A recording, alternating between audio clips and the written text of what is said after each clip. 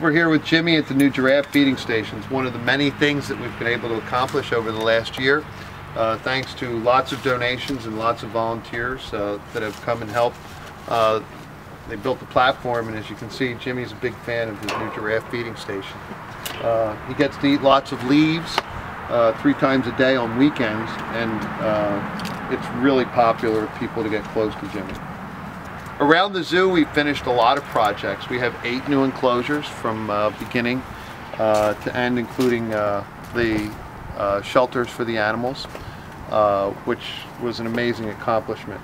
We've estimated that we've probably completed about $180,000 to $200,000 worth of work, and spent about $20,000. The rest was donations, and labor was supplied by volunteers and zoo employees. So it's been a really amazing thing. We still have a lot of work to go, though. We haven't been able to really upgrade the water supply. We're still kind of working with that, so it's going to be a rough winter breaking all the ice, but we'll make it through. We've also been able to rehabilitate and reuse some shelters, like for one of our very popular donkeys, Buckwheat, has a all-new shelter. He also has rubber mats, which were actually donated in his shelter, and he's getting a little bit older now. He's 36, so as you can imagine, it's better for him to lay down on a softer surface. We have other things that have been improved throughout the zoo as well, and just generally cleaned up. We have down across from the reptile house, we have a new fence around the fallow deer that are in the park, and they're scheduled to get a new house as well soon. Looking towards the future, we are still promoting a new barn for Jimmy. We do have a state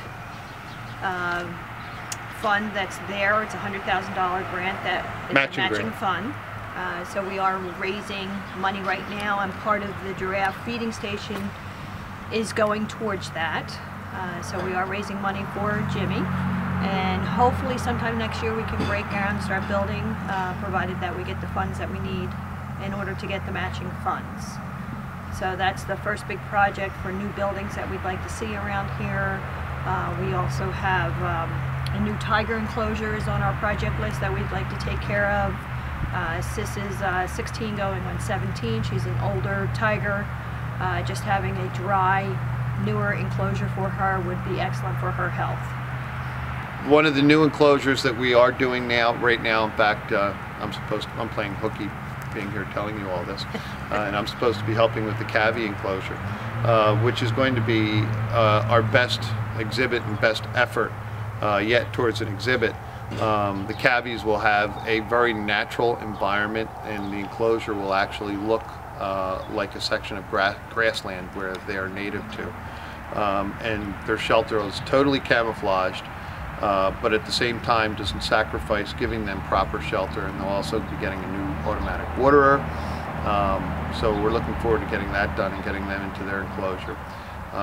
We also are looking forward to the alligator enclosure. We're hoping that we will have a sponsor. We believe we will have a sponsor for that, and it'll create a pond and an overlook with a walkway over the pond to allow you to look down on the alligators when they're in the water. So they're all just some of the things that are in the works. There's many, many more that we've been working on, and we have other people helping us as well to get things done.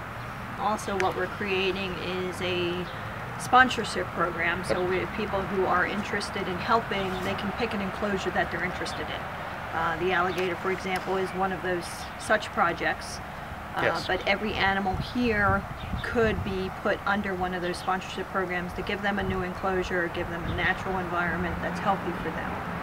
And so we are also looking for individuals, businesses that can work with that and help us in that regard. We also are using technology.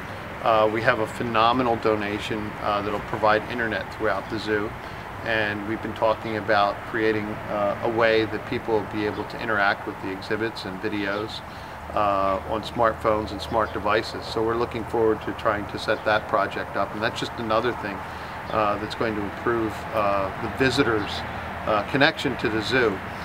So there are lots of levels to the improvements around the zoo. and we're really, really happy about the connection with the community.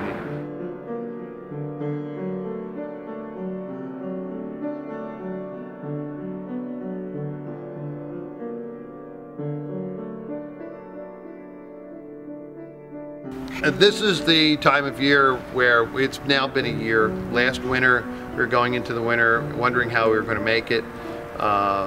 We are at that point again. We're still wondering how we're going to make it through this winter. Somehow we manage, but generally it's with help. It would be great if we were able to get additional help.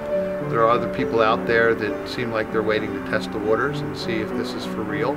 I can assure you that it's for real, and if you get a chance to come out to Plumpton Park Zoo and check it out, you'll know what's going on here is something very special. It's happening in a very close-knit community, but it's still open to all. And it's been a phenomenal, absolutely a phenomenal experience for myself and my family to be a part of something that's going to be left to the community and become an icon eventually in Cecil County and in Northern Maryland.